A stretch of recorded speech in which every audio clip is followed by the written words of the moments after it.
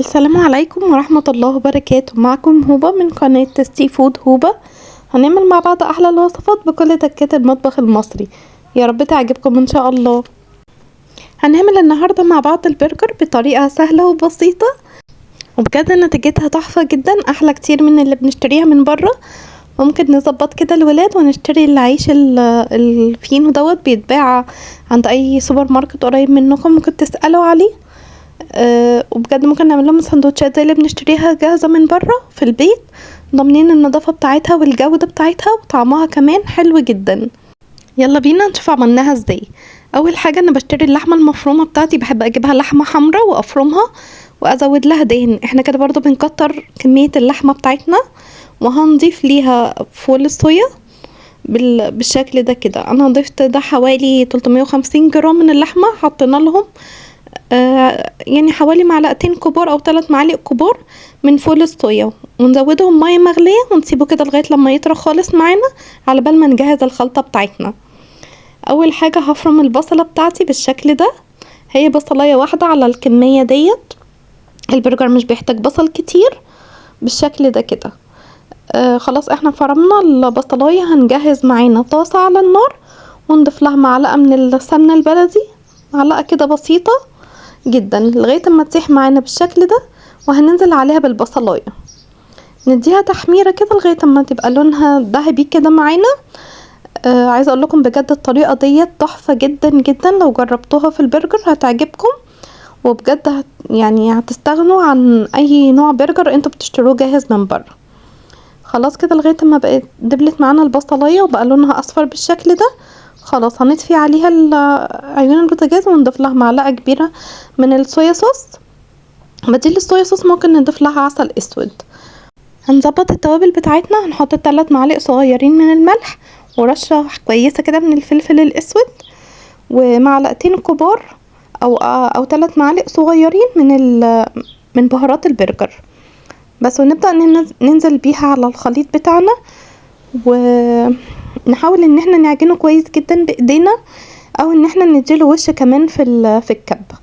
انا مش يعني هديله وش كمان في الكبة عشان يتجانس كل الخليط بتاعنا مع بعض. وده كده الصويا صوص بتاعي، شايفين طري خلاص معايا وبقى جاهز. على بال ما جهزنا الخلطة كان خلاص طري معانا.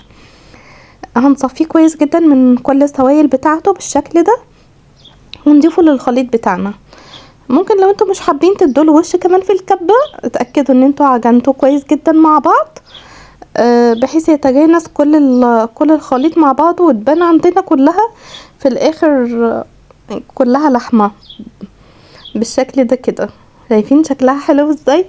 انا اديتها وش كمان في الكبة بالشكل ده كده، تجانست كلها مع بعض وخلاص كده بقت جاهزة معانا.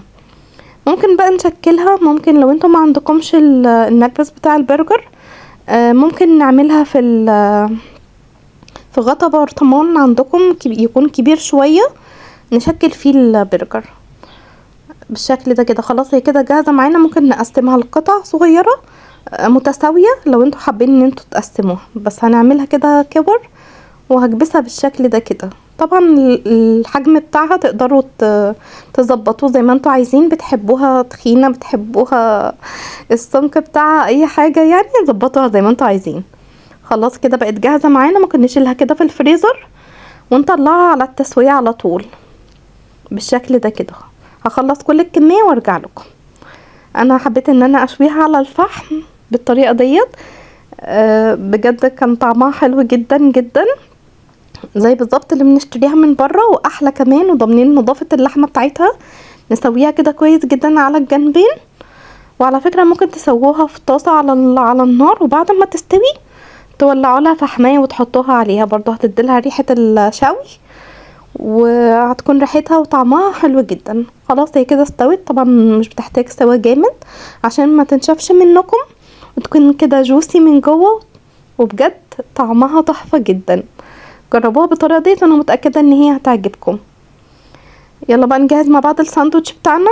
عندي الخس والطماطم والبصل والفلفل الرومي، وعندي مكعبات من البصل نقطعها كده صغير، ونضيف ليها المايونيز والكاتشب علشان نعمل الصوص بتاع البيك تيستي، ورشة كده من التوم البودر، ونقلبهم كويس جدا مع بعض. ممكن نضيف له خيار مخلل بس انا ما كانش عندي، برضو بيديله طعم حلو جدا.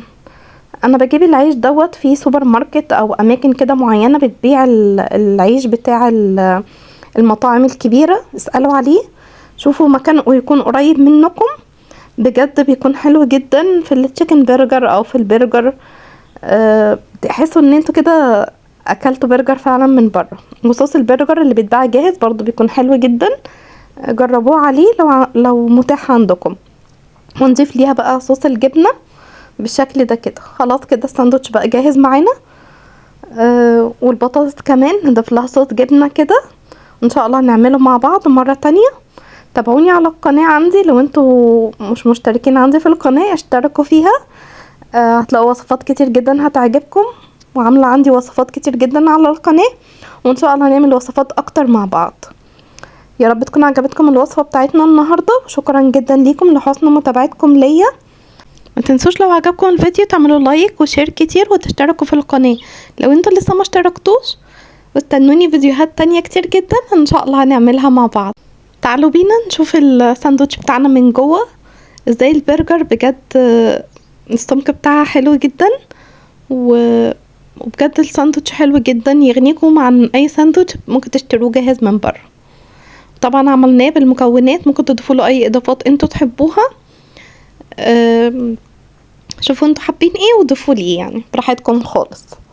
ده كده شكل الساندوتش بتاعي بعد ما جهز بالشكل ده. يا رب تكون عجبتكم الوصفة بتاعتنا، شكرا جدا ليكم. السلام عليكم ورحمة الله وبركاته.